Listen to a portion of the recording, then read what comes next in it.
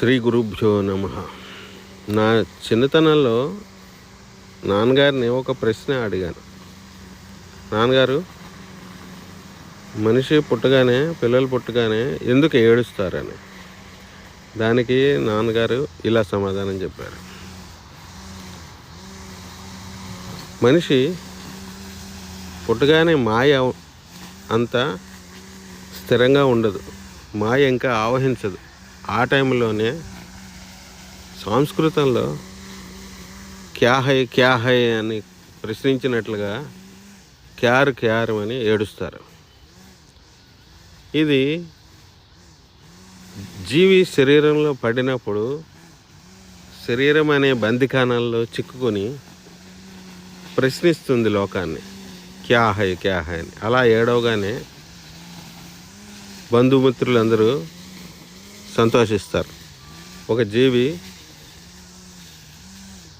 వాళ్ళ సంతానం పుట్టింది, నేల మీద పడింది అని చెప్పి. ఒకసారి మాయ ఆవహించగానే ఆ ఏడుపు ఆగిపోతుంది. మాయలో మునిగి నవ్వులు, కేరింతలు, పెరుగుదల అన్నీ మొదలవుతుంది. ఇందువలన మనిషిని ఒక జైల్లో పెట్టినట్టుగా మనం భావిస్తే, ఆ మనిషి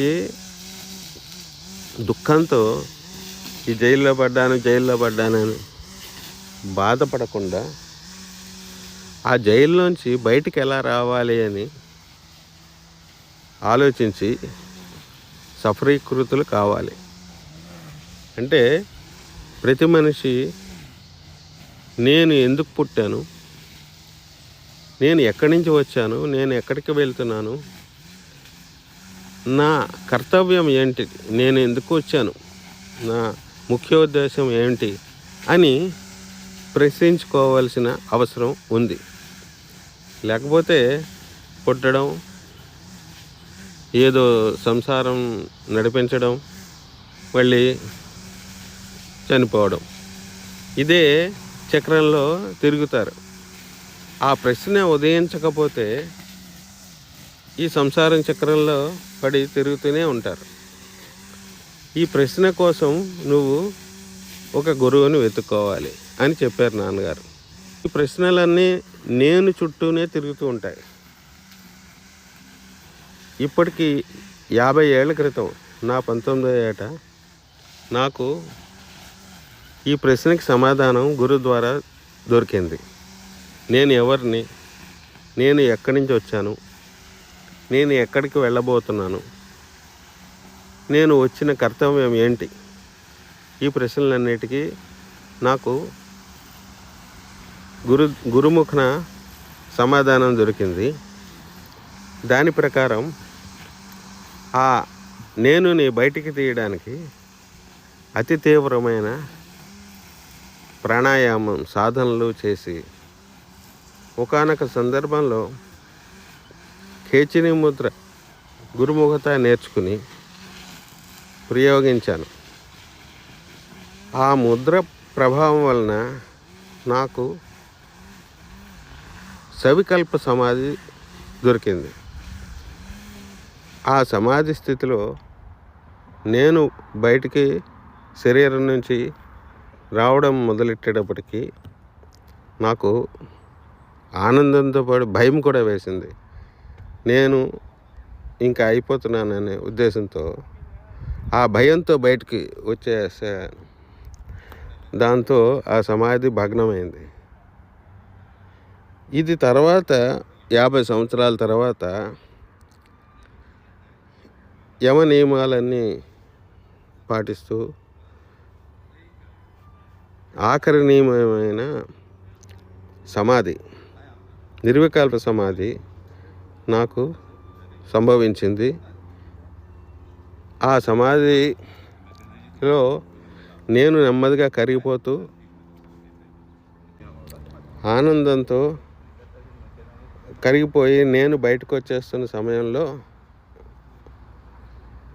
నా శరీరాన్ని ఎవరో మదించారు. శుభ్రంగా మదించి నా మనవడు శుభ్రంగా మదించి ఇదే నన్ను మేల్కొంచే ప్రయత్నం చేయడంతో నేను మళ్ళీ శరీరంలో ప్రవేశించింది. ఇది నా చచ్చి బతకడం లాంటిది. నాకు ఇంకా చేయవలసిన కర్తవ్యం ఉంది అని స్మరించి నేను మేల్కొన్నాను. ఇట్టి స్థితి నాలో నిర్వికల్ప సమాధి యొక్క అనుభవాన్ని స్ఫురింపజేసింది.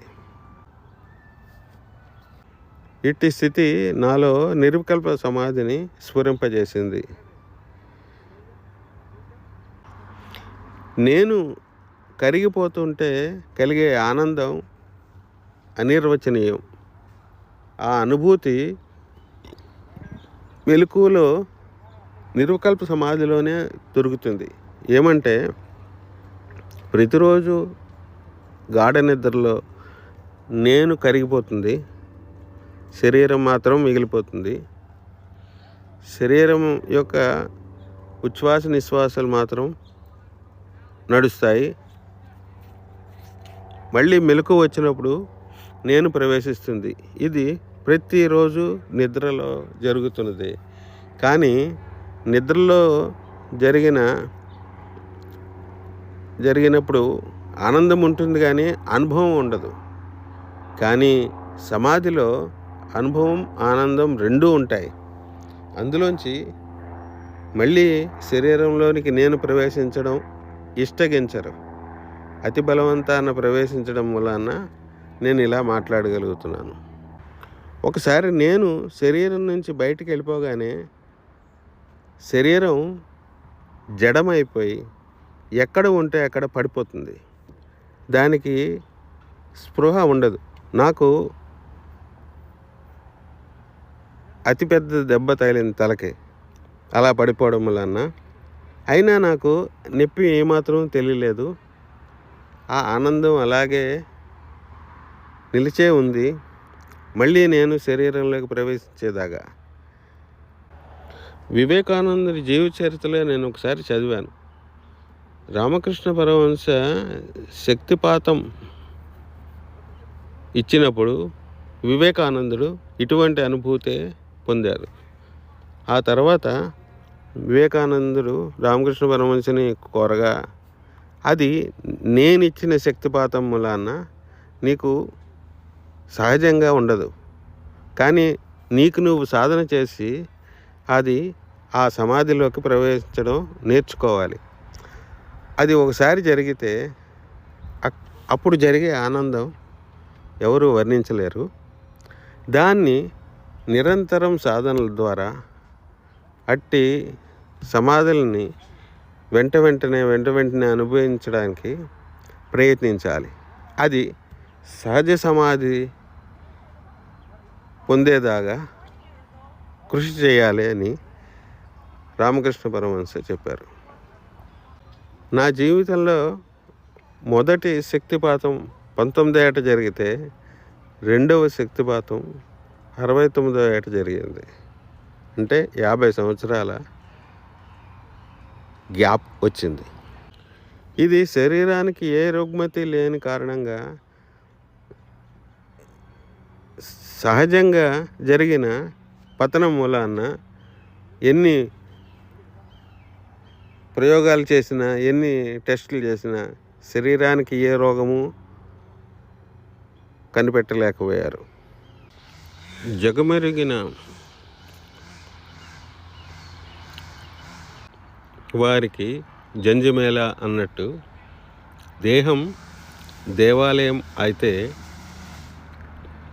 నేను శరీరంలో ఉన్నప్పుడు బందికాలలో నేను శరీరంలోంచి బయటకు వెళ్ళిపోగానే మరణం, ఈ రెండు భావనలు తొలగిపోయి నేను శరీరంలో ఉన్న బయట ఉన్న, అంటే జననమున్నా మరణమున్నా ఒక సహజ స్థితి ఏర్పడాలి. అట్టి భావన తదేకంగా ధ్యానం చేస్తూ నిలుపుకుంటే నేను బందికానంలో ఉన్నట్టు భావించలేరు. ఇన్ని సంవత్సరాలకి నాన్నగారు నాకు చెప్పిన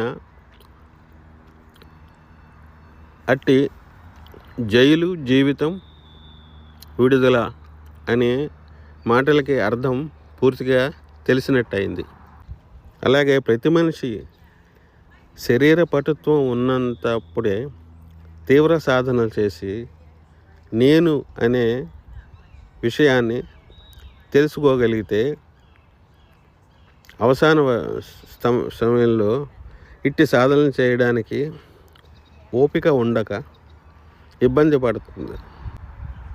అట్టి సాధన చిన్న వయసు నుంచే చేసి